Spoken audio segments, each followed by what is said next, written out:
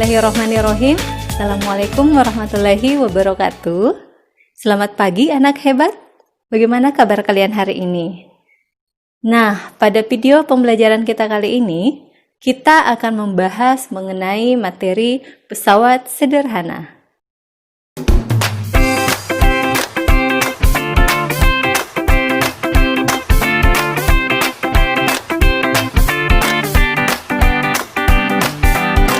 Nah, sebelum kita lanjut membahas mengenai materi kita kali ini, Ibu ingin terlebih dahulu bertanya kepada anak-anakku sekalian. Ada yang tahu tidak apa itu pesawat sederhana? Apa yang seperti ini? Atau seperti ini? Nah, supaya anak-anakku sekalian tidak bingung dan lebih jelasnya lagi mengetahui mengenai apa itu pesawat sederhana, mari kita saksikan video kita kali ini. Baiklah, sekarang kita akan membahas lebih jauh mengenai apa itu pesawat sederhana. Pesawat sederhana adalah alat bantu sederhana yang digunakan untuk memudahkan manusia dalam melakukan suatu usaha. Nah, itu pengertian dari pesawat sederhana. Jadi, pesawat sederhana itu tidak berarti pesawat yang bentuknya sederhana atau pesawat mainan. Namun, pesawat sederhana ini adalah segala jenis alat yang digunakan oleh manusia untuk memudahkannya dalam melakukan suatu usaha. Nah, pesawat sederhana ini kita bedakan ada 4 jenis. Yang pertama adalah tuas atau pengungkit, kemudian yang kedua adalah katrol, kemudian yang ketiga adalah bidang miring, dan yang keempat adalah roda berporos. Nah, untuk video kita kali ini, kita akan membahas jenis pesawat sederhana yang pertama, yaitu tuas atau pengungkit. Sekarang, mari kita lihat gambar di samping ini. Nah, saya yakin hampir semua anak-anakku sekalian sudah pernah bermain jungkat-jungkit seperti yang ada pada gambar di samping ini. Nah, permainan jungkat-jungkit ternyata merupakan salah satu contoh dari tuas atau pengungkit. Nah, apa sih sebenarnya tuas itu? Tuas adalah jenis pesawat sederhana yang terbuat dari bahan keras yang digunakan untuk mengangkat beban yang berat. Jadi jungkat-jungkit yang biasa anak-anakku sekalian mainkan ketika masih kecil, ini merupakan salah satu contoh penerapan dari pesawat sederhana. Ada beberapa bagian pada tuas yang perlu anak-anakku sekalian pahami. Ada yang disebut dengan titik tumpu, ada titik beban, dan ada titik kuasa. Nah, mengenai letak titik tumpu, beban, dan kuasa, anak-anakku sekalian bisa lihat pada gambar di samping ini. Jadi, titik tumpu itu adalah titik tempat alat bertumpu, titik beban adalah titik tempat beban berada, sedangkan titik kuasa adalah titik tempat gaya atau kuasa diberikan. Nah, berdasarkan letak ketiga titik tadi, maka kita bedakan lagi ada 3 jenis tuas atau pengungkit. Yang pertama adalah tuas jenis pertama. Yang mana sih tuas jenis pertama? Tuas jenis pertama adalah tuas di mana titik tumpunya berada di antara titik beban dan titik kuasa. Jadi titik tumpunya berada di bagian tengah.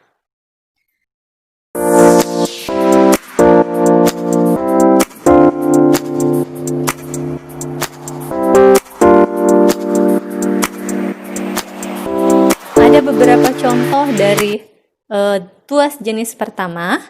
Bisa anak-anakku sekalian lihat pada gambar di samping ini. Sekarang saya sudah memegang salah satu contoh dari tuas jenis pertama, yaitu gunting. Nah, gunting ini pasti sudah sering digunakan oleh anak-anakku sekalian. Nah, sekarang kita perhatikan. Bagian tengah ini adalah titik tumpu. Jadi, titik tumpu ini adalah tempat alat bertumpu.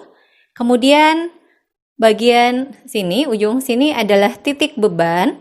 Titik di mana kita meletakkan beban atau meletakkan benda yang akan digunting. Sedangkan titik kuasa ini adalah titik tempat kita memberikan gaya atau kuasa. Nah, karena titik tumpunya berada di antara titik kuasa dan titik beban, sehingga gunting dimasukkan atau dikategorikan sebagai tuas jenis pertama. Baiklah, sekarang kita akan membahas tuas jenis kedua. Tuas jenis kedua adalah tuas yang titik bebannya berada di antara titik tumpu dan titik kuasa. Untuk lebih jelasnya, anak-anakku bisa melihat pada gambar di samping ini. Jadi, titik bebannya itu berada di antara titik tumpu dan titik kuasa. Ada beberapa contoh tuas yang sering kita lihat dalam kehidupan kita sehari-hari. Yang pertama adalah alat pemotong kertas. Kemudian ada alat pembuka tutup botol. Kemudian ada alat pemecah kemiri. Kemudian ada pula gerobak beroda 1. Nah, semua contoh yang saya sudah tampilkan tadi, ini merupakan contoh dari tuas jenis kedua. Nah, anak-anakku bisa perhatikan pada gerobak beroda 1 di samping, di mana roda pada gerobak ini merupakan titik tumpu. Kemudian batu atau pasir yang kita masukkan ke dalam gerobak merupakan beban. Nah, sedangkan pegangan gerobak, tempat kita memegang atau mengangkat gerobak, ini merupakan titik kuasa. Jadi jelas dapat terlihat bahwa titik beban itu berada di antara titik tumpu dan juga titik kuasa. Nah, untuk tuas jenis terakhir adalah tuas jenis ketiga. Ayo anak hebat, siapa yang bisa menebak? Kira-kira pada tuas jenis ketiga ini, titik apa sih yang terletak di bagian tengah? Betul sekali. Jadi, pada tuas jenis ketiga ini, yang berada di tengah itu adalah titik kuasa. Jadi, titik kuasa terletak di antara titik tumpu dan titik beban.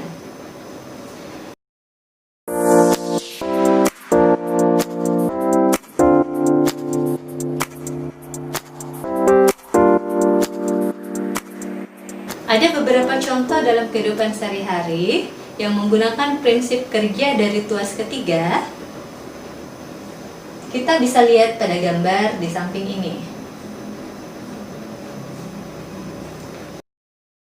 Sekarang saya sudah memegang contoh dari tuas jenis ketiga, yaitu stapler. Nah, sekarang kita perhatikan stapler ini. Pada stapler ini kita bisa melihat bahwa bagian ujung sini adalah titik tumpu, titik di mana tempat alat bertumpu.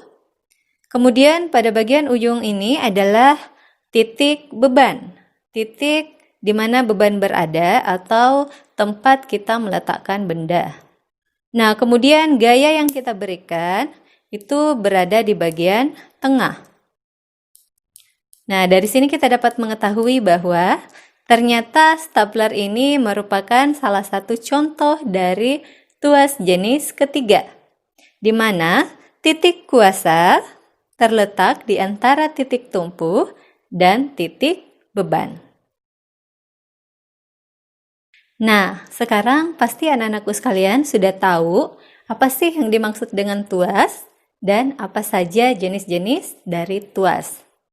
Ternyata tuas itu mempunyai banyak manfaat loh anak hebat. Salah satu contoh yang bisa kita lihat yaitu dalam penggunaan sekop.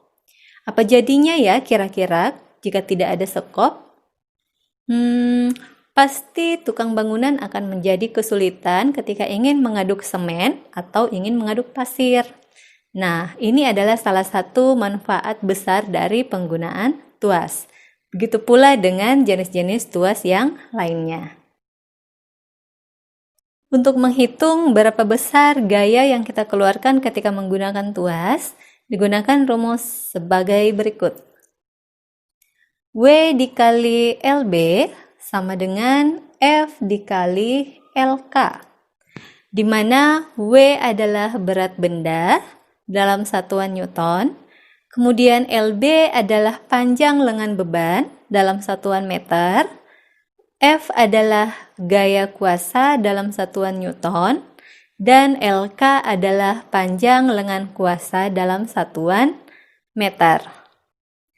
Nah, kemudian untuk menghitung berapa sih besar keuntungan yang kita peroleh ketika menggunakan tuas dibanding tanpa menggunakan tuas, dapat kita menggunakan rumus seperti di samping ini. KM sama dengan W per F atau KM sama dengan LK per LB. Nah, ini adalah rumus yang kita gunakan untuk menentukan keuntungan mekanis dari sebuah tuas. Baiklah anak-anakku sekalian, untuk lebih memudahkan kalian memahami atau menghitung berapa besar gaya yang diperlukan ketika menggunakan tuas dan berapa keuntungan mekanik yang diperoleh ketika menggunakan tuas, mari simak beberapa contoh soal yang sudah Ibu sajikan berikut ini. Baiklah anak-anakku sekalian, sekarang kita masuk ke contoh soal yang pertama. Untuk mengangkat beban 1000 Newton, digunakan tuas yang panjangnya 300 cm dan lengan beban 50 cm. Hitunglah gaya yang diperlukan untuk mengangkat beban tersebut. Nah, untuk memudahkan kita menjawab soal, kita menggambar terlebih dahulu tuas yang diketahui pada soal.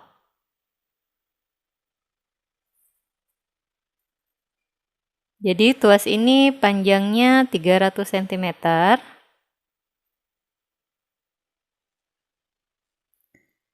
Kemudian panjang lengan beban 50 cm. Misalkan ini adalah beban. Nah, panjang lengan beban itu adalah jarak beban dari titik tumpu.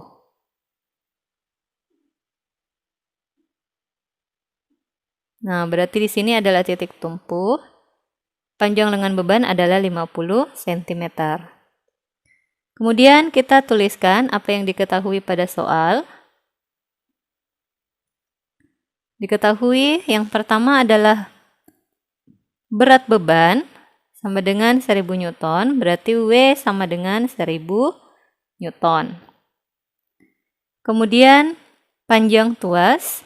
Nah, panjang tuas di sini tidak mempunyai simbol, jadi kita tulis saja panjang tuas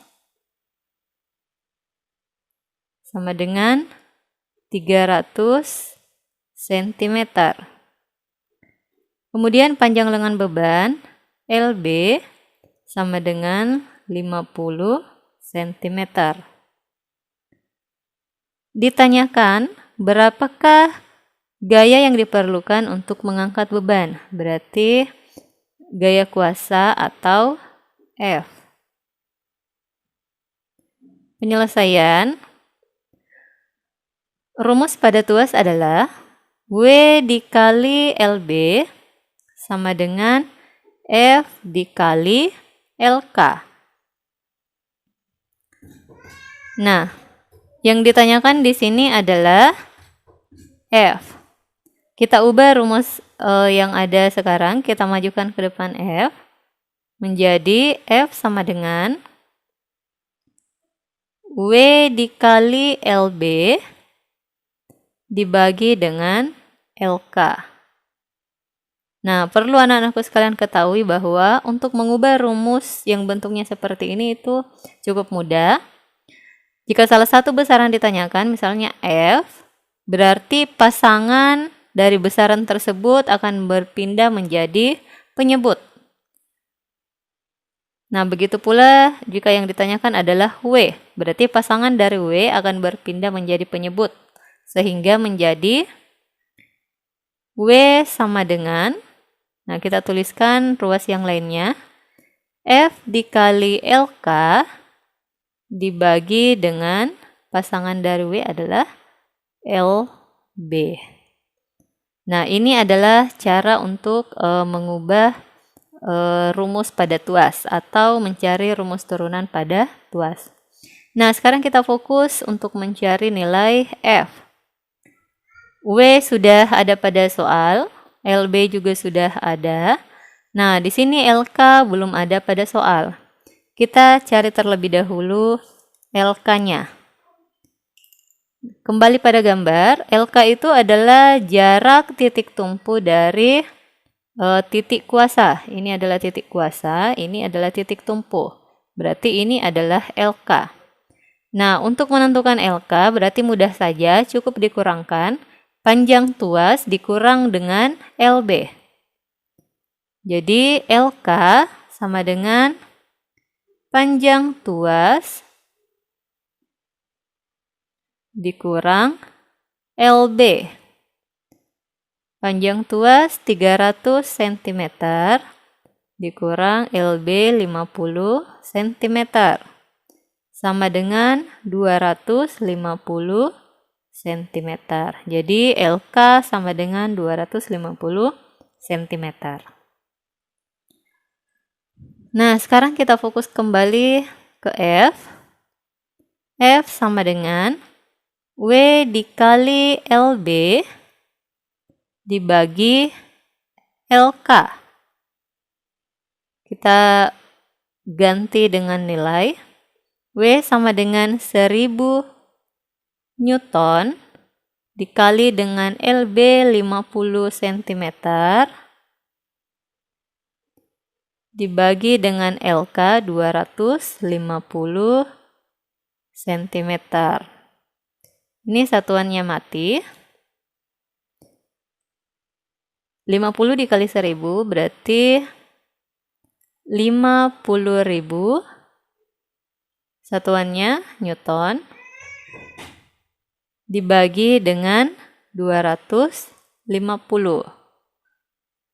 Nah, 5.000 dibagi dengan 25 sama dengan 200 Newton. Berarti besarnya gaya yang diperlukan untuk mengangkat beban atau benda yang beratnya 1000 Newton adalah 200 Newton. Contoh soal yang kedua, perhatikan gambar. Keuntungan mekanis dari tuas tersebut adalah, nah kita tulis terlebih dahulu apa yang diketahui pada soal. Diketahui W sama dengan 75 Newton. Kemudian LB, jarak dari beban dan titik tumpu, sama dengan 5 cm. Kemudian LK sama dengan 50 cm. F atau gaya kuasa sama dengan 7,5 Newton. Ditanyakan berapakah keuntungan mekanisnya, berarti yang ditanyakan di sini adalah KM.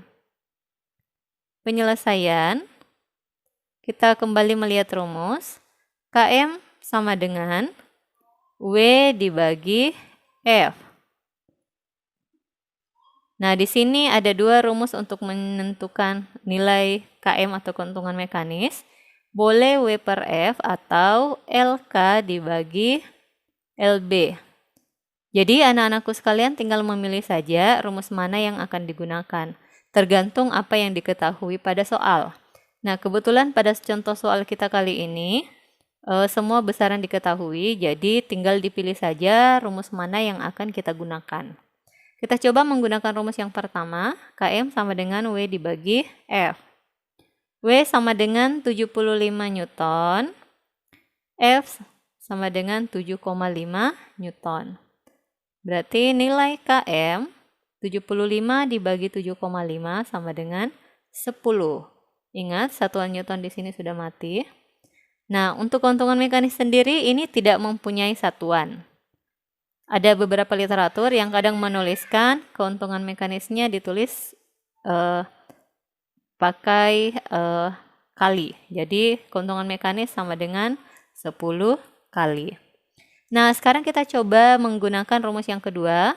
Kita ingin membuktikan apakah benar hasil yang kita peroleh sama jika menggunakan rumus pertama dan rumus kedua. Nah, sekarang kita buktikan. LK sama dengan 50 cm dibagi dengan LB sama dengan 5 cm. Nah, satuannya mati. Berarti KM 50 dibagi 5 sama dengan 10 kali.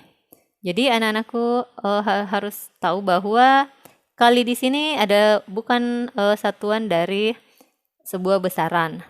Ini hanya digunakan untuk mengetahui atau sebagai penanda saja bahwa keuntungan mekanis, misalnya keuntungan mekanisnya adalah 10 kali, ini membuktikan bahwa gaya yang kita keluarkan ketika menggunakan tuas itu 10 kali lebih ringan dibanding dengan gaya yang kita keluarkan jika tidak menggunakan tuas. Nah, ternyata hasilnya sama. Baiklah anak-anakku sekalian, demikian pertemuan kita kali ini membahas mengenai pesawat sederhana jenis tuas. Untuk pesawat sederhana jenis katrol, bidang miring, dan roda berporos akan kita lanjutkan pada video pembelajaran berikutnya. Ibu tutup pertemuan kita kali ini dengan ucapan alhamdulillah. Assalamualaikum warahmatullahi wabarakatuh.